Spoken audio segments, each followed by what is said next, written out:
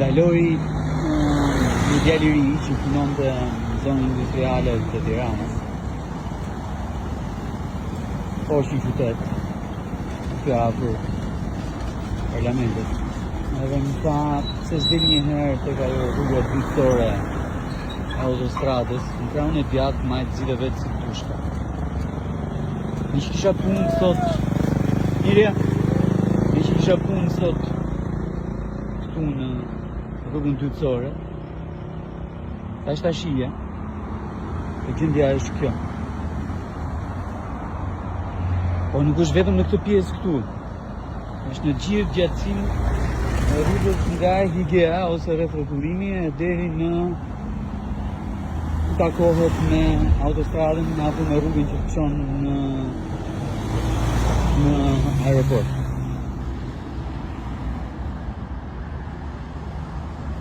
Vjetën nëntor, kur bëm të gjesa për buxhetin, dëgjova nga zyrtarët e bashkisë që kjo rrugë do të asfaltohej. Tani jemi në gusht, sepse me thënë drejtën, kjo rruga është në administrimin e bashkisë. Nuk është në administrimin e drejtorisë përgjithshme të rrugëve. Më thonë, pikërisht për këtë arsye, bashkia kishte marrë angazhimin për të asfaltuar këtë rrugë. Shpresoj shumë t'jem gabim, po në 10 metra janë dy standarde. Kjo është autostrada e re e Tiranë-Kashar, edhe që po vijon në drejtim Durrësit.